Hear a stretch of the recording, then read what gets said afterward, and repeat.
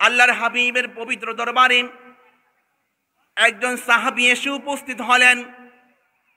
একজন সাহাবী এসে দৌড়াদৌড়ি করে আসলেন, হয়রান হয়ে আসলেন, আর আল্লাহর হাবিবকে বললেন, ফাকালা ইয়া রাসূলুল্লাহ সাল্লাল্লাহু আলাইহি ওয়াসাল্লাম, ও আল্লাহর হাবিব, আমি অত্যন্ত দৌড়াদৌড়ি করে মনের মধ্যে অনেক ভালোবাসা নিয়ে, নবী প্রেম নিয়ে আপনার দরবারে হাজির হলাম।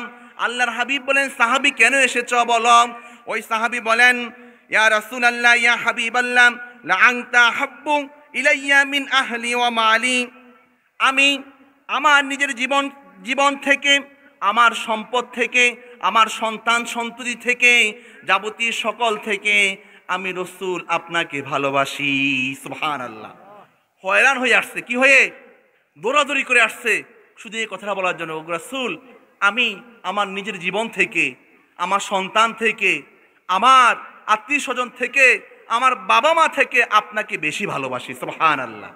আল্লাহ পাক বলেছেন, বিসমিল্লাহির রহমানির রহিম, ফাযকুরুনি আযকুরুকুম ওয়াশকুরু লি ওয়ালা তাকফুরুন। আল্লাহ রাব্বুল আলামিন বলেন, বান্দারে তোমরা যখন আমি আল্লাহর স্মরণ করবে, আযকুরুকুম আমিও তোমাদের স্মরণ করব। এটা মানে কি? অর্থাৎ আল্লাহ পাকের যখন আল্লাহ পাকের কোনো গোলাম, কোনো দাস আল্লাহ পাকের একনিষ্ঠ মুমিন বান্দারা যারা রব্বুল আলামিনের গোলামিতে, দাসত্বতে সবসময় নিয়োজিত থাকেন, এই সমস্ত মুমিন বান্দারা যখন রব্বুল আলামিনের গোলামি করবে, নামাজ পড়বে, হজ করবে, যাকাত দিবে, আপনার সুদের সাথে সম্পৃক্ত হবে না, ঘুষের সাথে সম্পৃক্ত হবে না, মানুষের সাথে ভালো ব্যবহার করবে, আত্মীয় স্বজনের সাথে ভালো ব্যবহার করবে, পাড়া প্রতিবেশীর সাথে ভালো ব্যবহার করবে, এই সমস্ত উত্তম কর্ম যখন তারা করবে, রব্বুল আলামিন বলেন সেজন্য শুধু জিকির করবে সেটা নয়, বরং আল্লাহর হাবিবের আদর্শ অনুযায়ী যখন চলবে, আল্লাহ পাকের হুকুম আহকাম এর বিধিবিধান অনুযায়ী যখন চলবে, আল্লাহ পাক বলেন সেজন্য প্রতিনিয়ত সর্ব অবস্থায় আমি আল্লাহর স্মরণ করছি। সুবহানাল্লাহ। অর্থাৎ আল্লাহ পাকের দেখানো পথে, আল্লাহর হাবিবের দেখানো পথে আল্লাহ পাকের আদেশগুলো যখন আমরা মানব, সেটাই হচ্ছে আল্লাহ পাককে স্মরণ করা। আসুন আমরা আল্লাহ পাকের মোহাব্বতে উচ্চ আওয়াজে আরো একবার পড়ি না আলহামদুলিল্লাহ।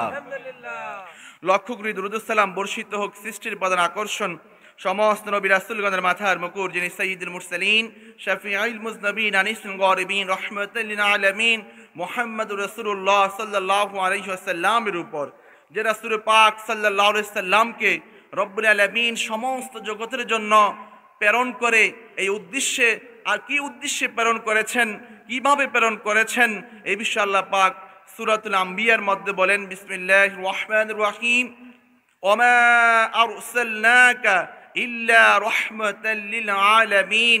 ও হাবিব, আমি আপনাকে সমস্ত জগতের জন্য রহমত হিসাবে প্রেরণ করেছি। সবাই আলহামদুলিল্লাহ। আসুন, যে রাসূল পাক সাল্লাল্লাহু আলাইহি সাল্লাম আমাদেরকে ইসলাম দিয়েছেন, কোরআন দিয়েছেন, আমাদেরকে কিভাবে আল্লাহকে পাওয়া যাবে সে পথ বাতলিয়ে দিয়েছেন, আমাদেরকে জান্নাতের পথ দেখিয়ে দিয়েছেন, জাহান্নামের পথ কোনগুলো, কোন পথে চললে জাহান্নামে যেতে হবে, চিরস্থায়ী জাহান্নামে যেতে হবে সেটা সতর্ক করেছেন। আসুন, আল্লাহর হাবিব সাল্লাল্লাহু আলাইহি সাল্লাম বিশেষ করে আমাদের প্রতি অত্যন্ত দয়া আর অনুগ্রহ করে আমাদেরকে জান্নাতি মানুষ হিসাবে যাওয়ার যে সুযোগ, সেটা আল্লাহর হাবিবে করে দিয়েছেন। এই উসিলায়, এই নিয়তে আল্লাহর হাবিবের শুকরিয়া জ্ঞাপনার্থে আমরা কয়েক মর্তবা দরুদ শরীফ পড়ি। আল্লাহুম্মা সাল্লি আলা সাইয়্যিদিনা ওয়া নাবিয়্যিনা ওয়া শাফিয়্যানা ওয়া হাবিবানা ওয়া মাওলানা মুহাম্মদ সাল্লাল্লাহু আলাইহি ওয়া আলা আলিহি ওয়া সাহবিহি ওয়া বারিক ওয়া সাল্লিম। সম্মানিত হাজিরিন, আপনারা জানেন সময় একেবারে সংক্ষেপ, তো বিশেষ করে আমি হুজুরকে আগে বলে দিয়েছি, হুজুর যেন কিছু আলোচনা কথাবার্তা বলে, ওনার কার্যক্রম সারার পরে আমি কিছু আলোচনা করব। আর বিশেষ করে আমি আপনার শারীরিক ও মানসিকভাবে অসুস্থ, তার কারণ হচ্ছে আমার বাবা গত 2 দিন যাবৎ খুব বেশি অসুস্থ। ওনার ওই একেবারে বৃদ্ধ বয়সে যা হয়, পাতলা পায়খানা হয়েছে প্রথম 2 দিন, আজকে আবার এক এক সময় এক এক রকম হচ্ছে। তো এই নিয়ে আমি চিন্তিত, আবার শারীরিক মানসিকভাবে আমি নিজে অনেকটা অসুস্থ। এরপরও আসলে প্রকৃতপক্ষে বাবার জন্য দোয়া কামনা করার জন্য আজকে এই মাহফিলে অংশগ্রহণ করা। তো বিশেষ করে ঐতিহ্যবাহী শ্রীরামপুর পাটোয়ারি বাড়ি জামে মসজিদের আমার বাবা খতিব ছিলেন, ঈদগাহতে দীর্ঘ সময় খেদমত করেছেন। তো উনি একনিষ্ঠ একজন মানুষ, যে মানুষটা কখনো মিথ্যা বলে নাই, সবসময় সৎ পথে চলার চেষ্টা করেছেন। আপনারা খাস করে বাবাকে আপনারা সবাই ভালোবাসেন, মহাব্বত করেন, আপনারা ওনার জন্য দোয়া করবেন। আল্লাহ পাক যেন ওনার হায়াতের মধ্যে কোটি গুণে বরকত দেন। বিশেষ করে রাসূল পাক সাল্লাল্লাহু আলাইহি ওয়াসাল্লাম উসিলায়, সাহাবায়ে কেরামের উসিলায়, শুহাদায়ে কেরামের সদকে আমার বাবাকে যেন আল্লাহ পাক হায়াতের বাজেট বাড়িয়ে দিয়ে আমাদেরকে আরও কিছুদিন বাবার খেদমত, মায়ের খেদমত করার তৌফিক দেয়। সবাই বলুন আল্লাহুম্মা আমিন। আরেকটা বিষয়, যখন হুজুর মিলাদ শরীফ পড়ছিলেন, আমরা যখন ছোট ছিলাম, তো তখন আমরা দেখতাম যখন মিলাদ শরীফ শুরু হইতো তখন আমরা একেবারে দৌড় দিতাম। হয়তো জুমার নামাজ পড়তে আসতাম না ছোটকালে, কিন্তু মিলাদ শরীফ শুনলে দৌড় দিতাম, মনে করতাম মিষ্টি দিবে। আবার যেখানে মিলাদ শরীফ হতো আমরা দৌড়াদৌড়ি করে হাজির হইতাম। কিন্তু দুঃখের বিষয়, আজকে এখানে হুজুর মিলাদ শরীফ পড়ছেন, অথচ আমাদের লোক সমাগম নাই। একটা দোকানে যতটুকু 8-10 জন 15 জন মানুষ একটা দোকানে আছে, 2 দোকানের মানুষ এখানে উপস্থিত হয় নাই। আসলে তার কারণও কিছু আছে। মানুষ মিলাদ শরীফ পড়লে যে ফজিলত বেশি, এটা না শুনতে শুনতে ভুলেই গেছে। এটা যেটা অনেক বিশাল ফজিলত, এই বিষয়ে আমরা অনেক সময় আমরা মহাব্বত করি, আমরা সবাই সুন্নি জামাতের লোক, আমরা মিলাদ শরীফ পড়ি, তবে আমাদের ভিতরে মিলাদ শরীফ পড়বার আকর্ষণ পূর্বে যেটা ছিল সেটা ক্রমশ হ্রাস পাচ্ছে, কমে যাচ্ছে। তো এই জন্য আমরা বিশেষ করে আমি আমার এই স্বল্প সময়ের মাঝে আমি আজকাল হাবিবের মোহাব্বতে মিলাদ ও কিয়াম করলে কি উপকার, এটা আল্লাহ পাক কোরআনুল কারীমে বলেছেন কিনা, এই বিষয়ে আমরা শুনবো ইনশাআল্লাহ। যদি আমরা জানি এরপরও শুনবো, কারণ কোরআনুল কারীমে এসেছে বিসমিল্লাহির রহমানির রহিম, ইয়া আইয়ুহাল্লাযীনা আমানু ওয়া আমিনু। দেখুন আল্লাহ পাক বলেন, হে ঈমানদারগণ তোমরা ঈমান আনো। কথা দেখেন, আল্লাহ পাক বলতেছেন ঈমানদারগণ তোমরা ঈমান আনো, মানে কি?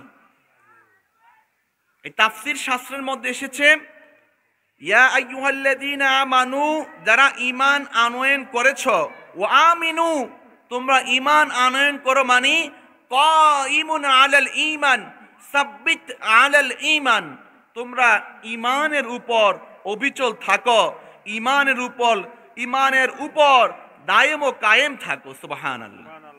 মানে শুধু ঈমান আনলে চলবে না, ঈমান আনয়ন করার পর আল্লাহ পাক যা কিছু আদেশ করেছেন তা তোমরা মানো, আল্লাহ পাক যা নিষেধ করেছেন সেটাও তোমরা মানো। অর্থাৎ ঈমান আনয়ন করার পর আল্লাহ পাকের হুকুম আহকাম পরিপূর্ণভাবে যেই ব্যক্তি পালন করবে সেই পরিপূর্ণ ঈমানদার। এই জন্য আল্লাহ পাক বলেছেন প্রথমে, হে ঈমানদারগণ তোমরা ঈমানের উপর দায়েম ও কায়েম থাকো। সুবহানাল্লাহ।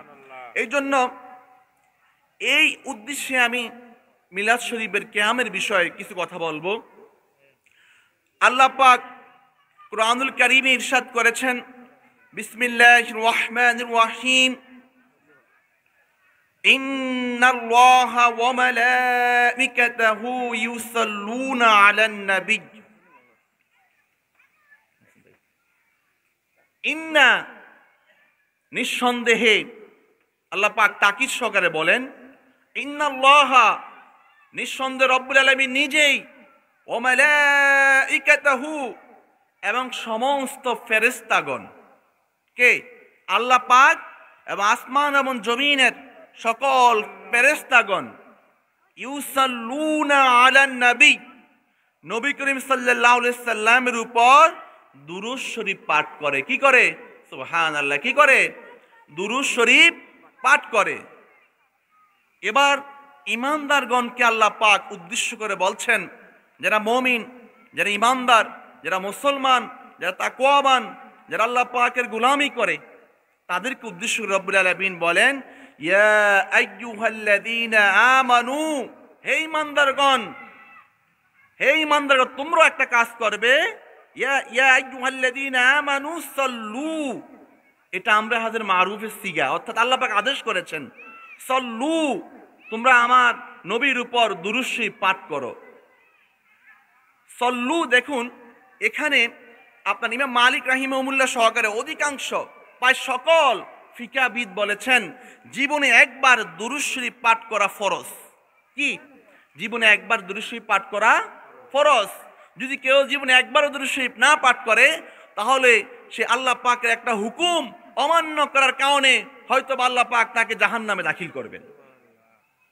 নাউযুবিল্লাহ বলুন। তো এই জন্য ওয়াসাল্লিমু, এবার আল্লাহ পাক বলেন সালাম দাও। কি বললেন? সালাম দাও। ওয়াসাল্লিমু তাসলিমা, তোমরা সালাম দাও সম্মানের সাথে। কিভাবে? সালাম দাও সম্মানের সাথে।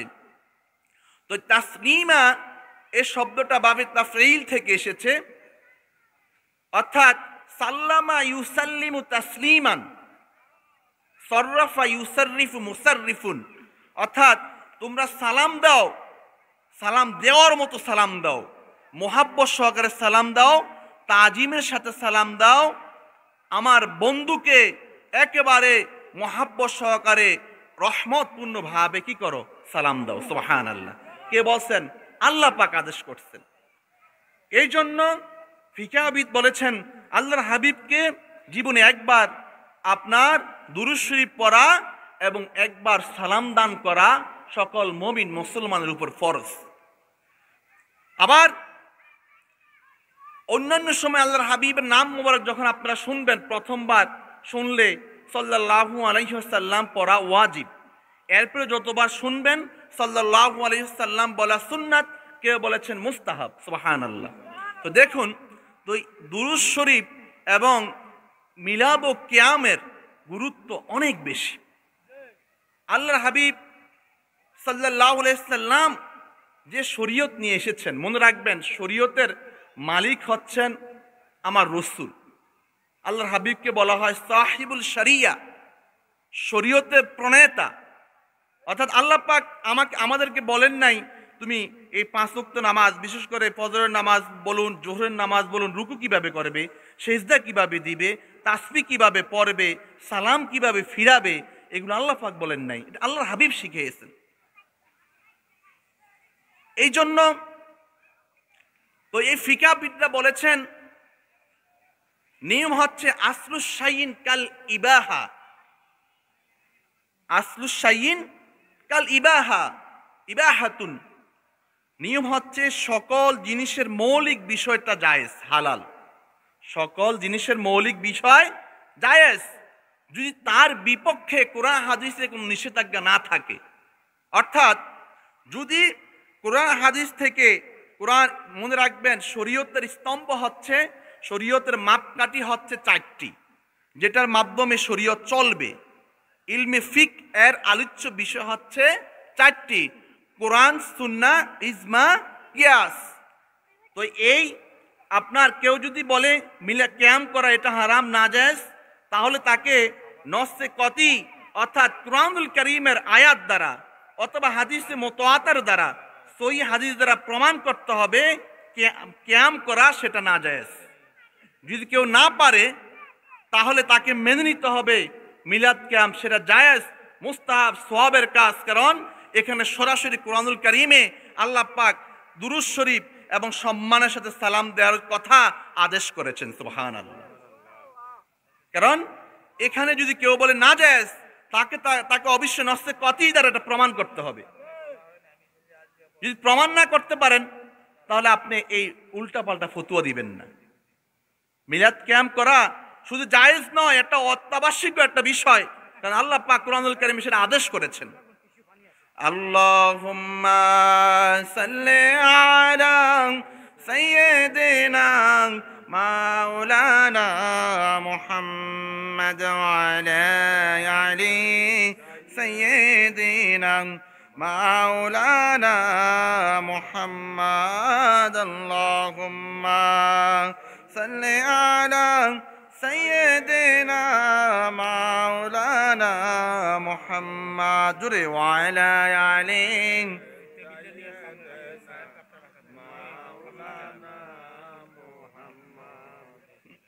নবী গো তোমার ভালোবাসায় আল্লাহর ওলি হওয়া যায়। নবী গো তোমার ভালোবাসায় আল্লাহর জান্নাতি পাওয়া যায়। আল্লাহুম্মা সাল্লি আলা সাইয়্যিদিনা মাওলানা মুহাম্মাদ ওয়া আলা আলি সাইয়্যিদিনা মাওলানা মুহাম্মাদ। এবার সময় সংক্ষেপ, আপনারা একটা গুরুত্বপূর্ণ জিনিস শুনেন যেটা আমাদের সবার কাজে আসবে। আমি যে বললাম উসুল ফিক এর আলোচ্য বিষয় হলো চারটি: কোরআন, সুন্নাহ, ইজমা, কিয়াস। তো এই চারটা উসুল ফিক কেন ফিকাবিদরা এনেছেন, তাবিগণ কেন এনেছেন, সাহাবাই কেরাম কেন এনেছেন? সাহাবিদের যুগেই ফিকা শাস্ত্রের প্রচলন ছিল।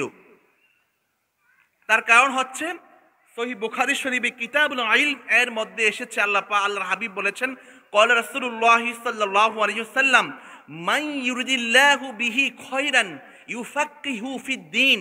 আল্লাহ পাক যার কল্যাণ চায়, যে মুমিন বান্দার প্রতি আল্লাহ পাক দয়া করেন, তাকে ইলমে ফিক এর জ্ঞান অর্জন করার সুযোগ করে দেন। সুবহানাল্লাহ। ইলমে ফিকা বুঝার তৌফিক দেয়। তাহলে আল্লাহ পাক যার প্রতি দয়াশীল সেই ইলমে ফিকা বুঝবে। অর্থাৎ ইলমে ফিকা কাকে বলে? সেটা হচ্ছে কোরআন সুন্নাহকে রিসার্চ করে শরীয়তের মাসনা মাসেল যারা প্রণয়ন করেছেন, সেই ফিকাবিদরা অক্লান্ত পরিশ্রমের ফলশ্রুতিতে এই যে ফিকা শাস্ত্রের প্রণয়ন করেছেন, এই শাস্ত্রগুলো যেখানে আপনার উসুল ফিক, উসুল শাসি, শরহে ফিকহুল আকবার, আপনার ফতুয়া শামি, এগুলো হচ্ছে ইলমি ফিকার বিষয়। তো আসুন, যদি কোনো মাসলা মাসাইল কোরআনুল কারীমে না পাওয়া যায়, তখন হাদিস শরীফে খোঁজ করার জন্য আল্লাহর হাবিব বলেছেন। আল্লাহর হাবিব বলেছেন, যদি এবার সাইয়েদনা হযরত জাবের রাদিয়াল্লাহু তাআলা আনহু উনি বললেন, ইয়া রাসূলুল্লাহ, ইয়া হাবিবাল্লাহ, আমরা যদি কোরআনে খোঁজ করে যদি না পাই, হাদিস অনুসরণ করব। যদি হাদিস অনুসরণ করে খোঁজ না পাই, তাহলে আমি কি করব? তখন আল্লাহর হাবিব সাল্লাল্লাহু আলাইহি সাল্লাম বললেন, জাবের, তুমি চিন্তা শক্তি প্রয়োগ করো। যদি কোরআন হাদিসে না পাও, আমি রাসূল যখন ইন্তেকাল হয়ে যাবে, আমি রাসূল যখন আল্লাহর সান্নিধ্য চলে যাব, তখন কোরআন হাদিসে না পেলে তুমি কি করবা? এবার হযরত জাবের রাদিয়াল্লাহু তাআলা, আল্লাহ পাকের পক্ষ থেকে একজন নবীদের কাছে আসে ওহী, আর ওলিদের কাছে আসে ইলহাম। আল্লাহ পাক তার ওনার অন্তরে, ওনার কলবে জারি করে দিলেন। উনি বলতে লাগলেন, উস্তাহিদু অথবা আস্তাহিদু বিহি, আমি আমার চিন্তা শক্তি প্রয়োগ করে কোরআন হাদিসকে রিসার্চ করে ফতোয়া দিব। সুবহানাল্লাহ।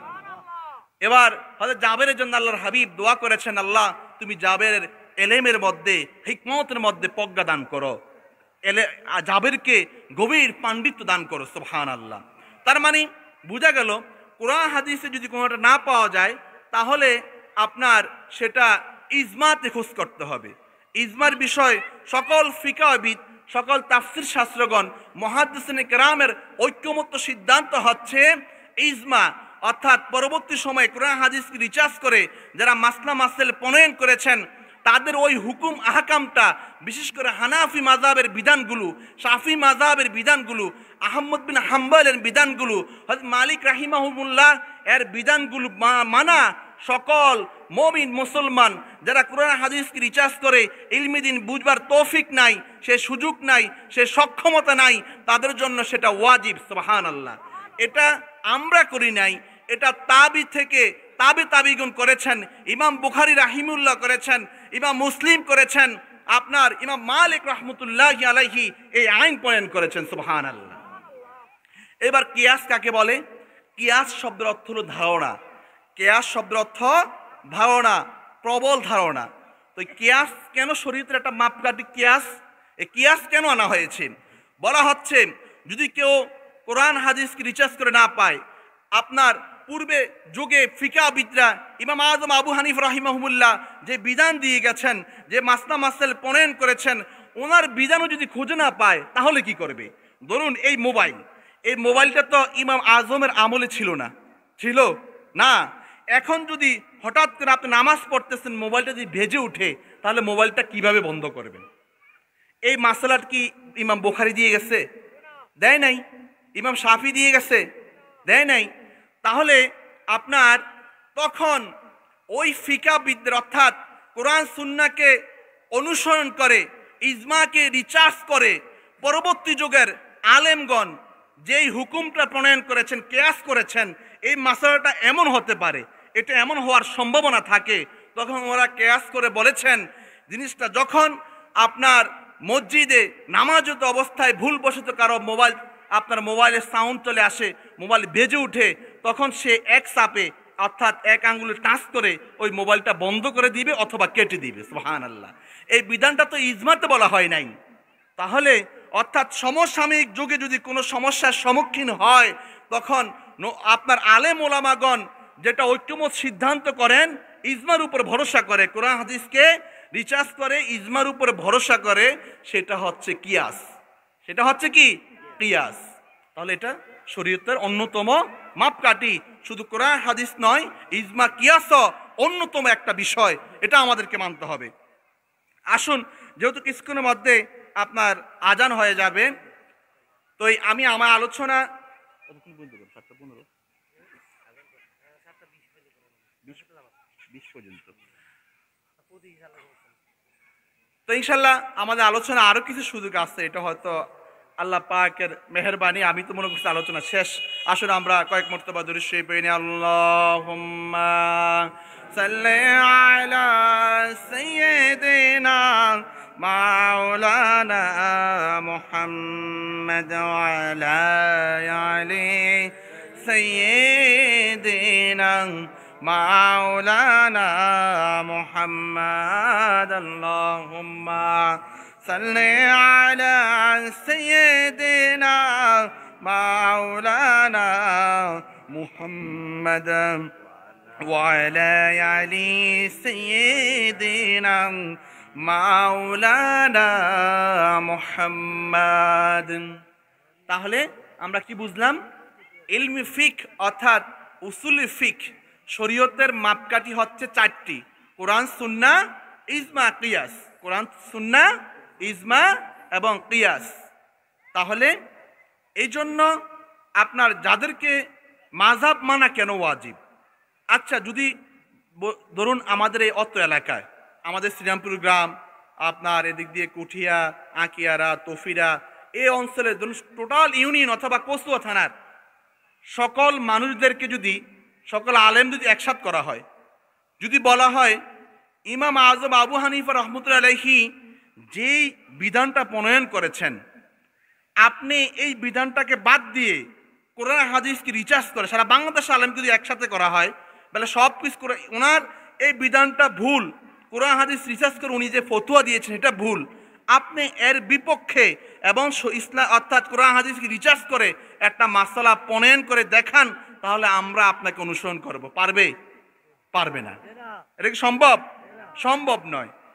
এই জন্য মাযহাব অনুসরণ করা, শরীয়তের ইমামদের অনুসরণ করা ওয়াজিব। কারণ আমাদের পক্ষে নতুন করে যেখানে একটা ফিকাহ শাস্ত্রের কিতাব, একটা বই আমরা প্রত্যেক বছর চলে যাই, সেখানে নতুন করে কোরআন হাদিস রিসার্চ করে কোনো মাসলা মাসাইল প্রণয়ন করা বর্তমান যুগের আলেমদের পক্ষে সম্ভব নয়। এই জন্য আমাদেরকে ইমাম আজম আবু হানিফা রাহমাতুল্লাহি আলাইহিকে অনুসরণ করতে হবে। এটা আমাদের উপর ওয়াজিব, অত্যাবশ্যকীয়। না করলে আমরা পথভ্রষ্ট হব, না করলে কি হব? আমরা পথভ্রষ্ট হব।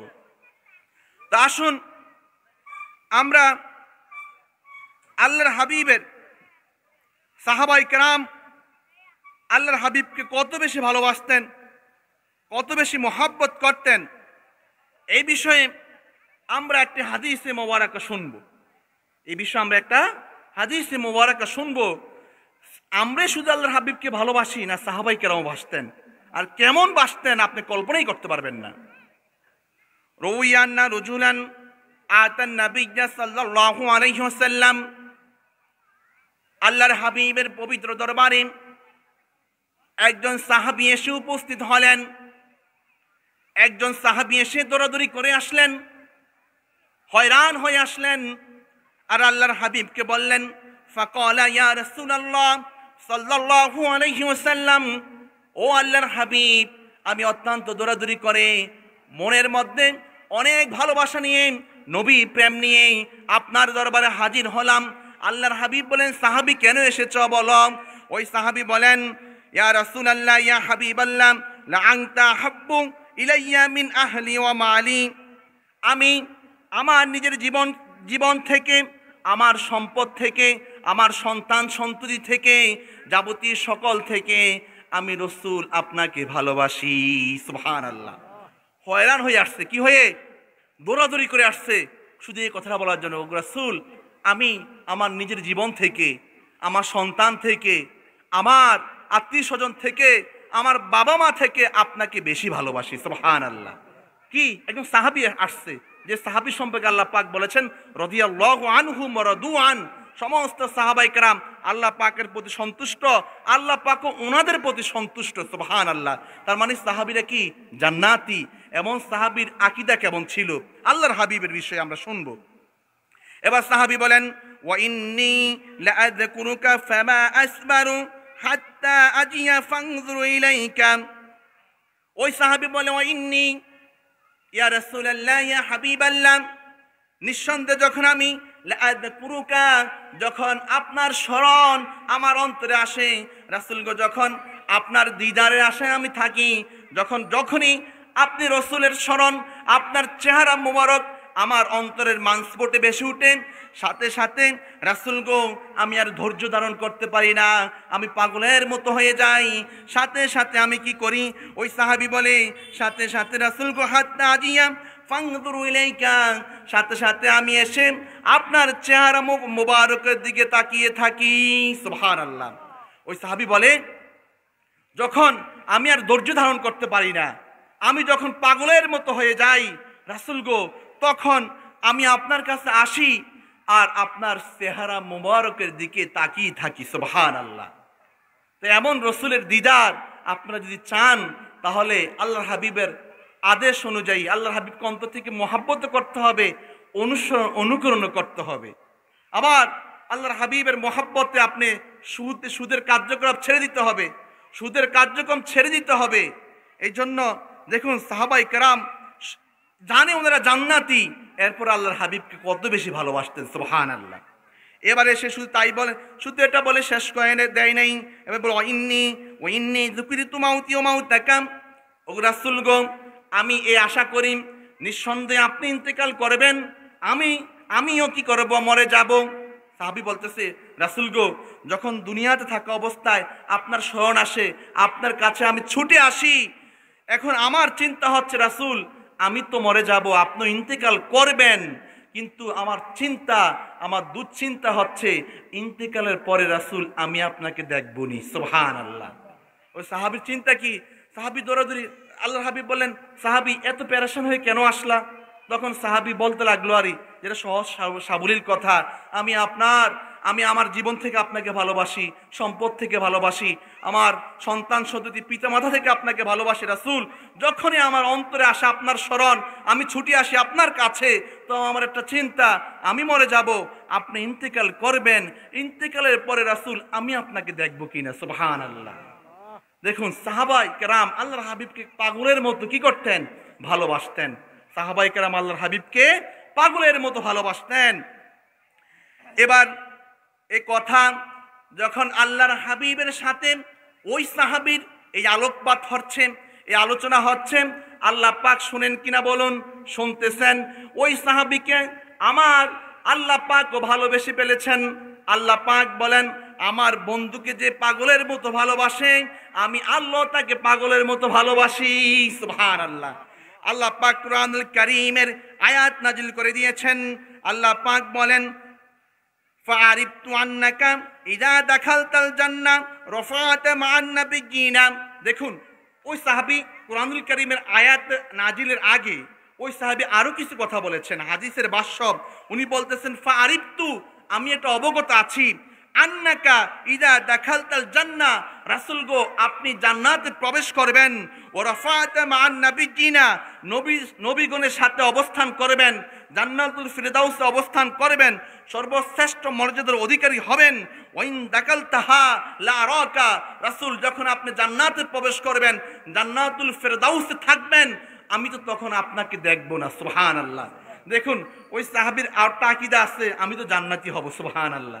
এবার সাহাবীর আকীদা হলো, আমি যদি জান্নাতুল খুলদের মধ্যে থাকি, আমি যদি জান্নাতুল নাঈমের মধ্যে থাকি, আর জান্নাতুল ফিরদাউসে যদি সুযোগ না হয়, আমার রাসূলের কাছে থাকার যদি সুযোগ না হয়, তখন প্রথমে চিন্তা করছেন ইন্তেকালের পরে দেখবেন না, পরে চিন্তা করছেন জান্নাতে আমি যাওয়ার পরে আসলে আপনাকে দেখব না। সুবহানাল্লাহ। দেখুন, এবার আল্লাহ পাক যখন এই কথোপকথন হচ্ছে, আল্লাহ পাক কুরআনুল কারীমের আয়াত নাজিল করে দিলেন। বিসমিল্লাহির রহমানির রহিম। ফাআনজালাল্লাহু তাআলা, আল্লাহ পাক কুরআনুল কারীমে আয়াত নাজিল করলেন, ওমাই ইউতিইল্লাহা ওয়া রাসূলা, যে ব্যক্তি আমি আল্লাহ এবং তার রাসূলকে ভালোবাসবেন এবং আমি আল্লাহ এবং তার রাসূলের আনুগত্য করবে। সুবহানাল্লাহ। শর্ত দিচ্ছেন, যে ব্যক্তি এভাবে পাগলের মতো আমার রাসূলকে ভালোবাসবে, তার জন্য ও রাসূল আপনি শুনিয়ে দেন, ফাউলাইকা, ওই সমস্ত ব্যক্তি, আপনার এই সাহাবী নয়, শুধু এই সাহাবী নয়, বরং কিয়ামত পর্যন্ত আপনি রাসূলকে যারা পাগলের মতো অনুসরণ করবে আর অন্তর থেকে পাগলের মতো মহাব্বত করবে, তাদেরকে আপনি এই কুরআনুল কারীমের আয়াত শুনিয়ে দেন। সুবহানাল্লাহ।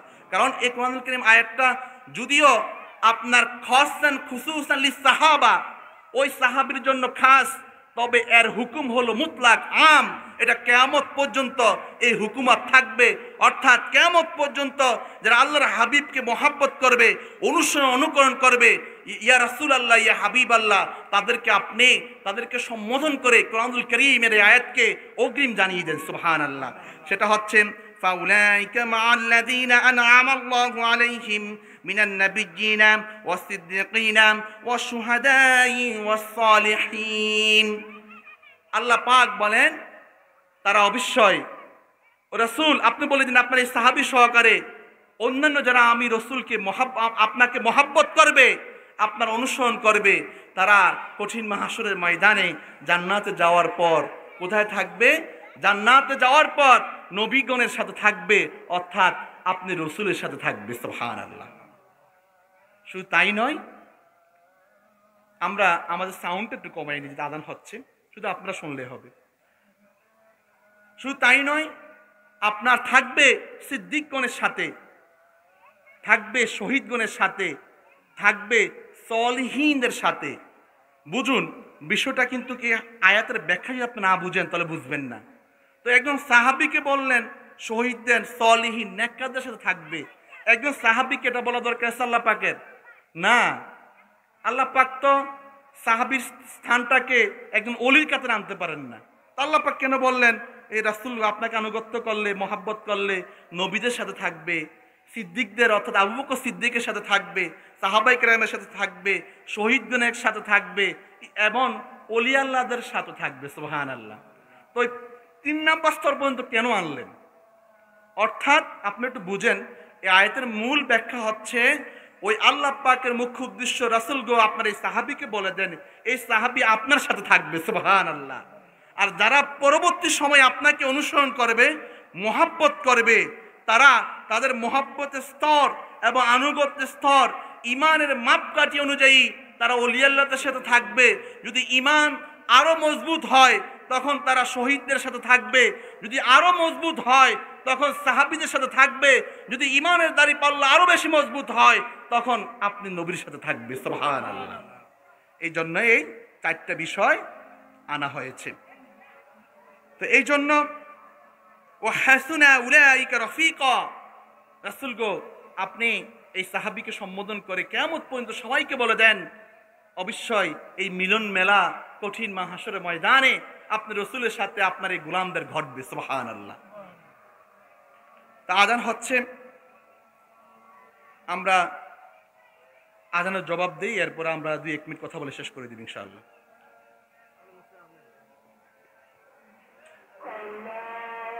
আমরা শুধু এই আযানটার উত্তর দেন, হক আদায় হয়ে যাবে।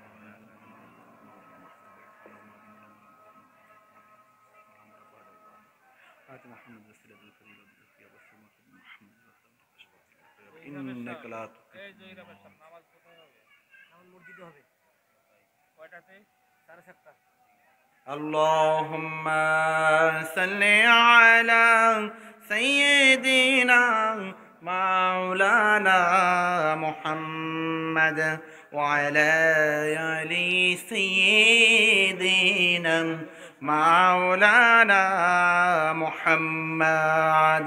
সম্মানিত হাজিরিন, আমরা এই কয়েক মিনিটের মধ্যে আলোচনা শেষ করব যাতে করে আপনারা হাজত সেরে জামাতে অংশগ্রহণ করতে পারেন।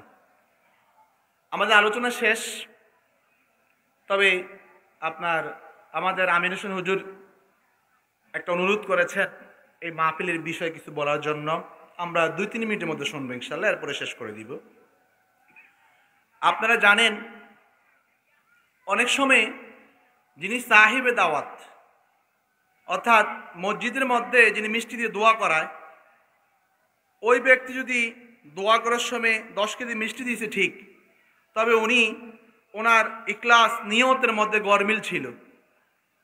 কিন্তু মুসল্লি একজন, উনি মসজিদে আজকে 2 টাকাও দিতে পারে নাই, কিন্তু নিয়তের মধ্যে খালেস ছিল কি, আল্লাহ আমি মসজিদে আসছি, আমার বাবা অসুস্থ, মা অসুস্থ, আমি অসহায়, আমি বিপদগ্রস্ত, ঋণগ্রস্ত, আমাকে উদ্ধার করুন।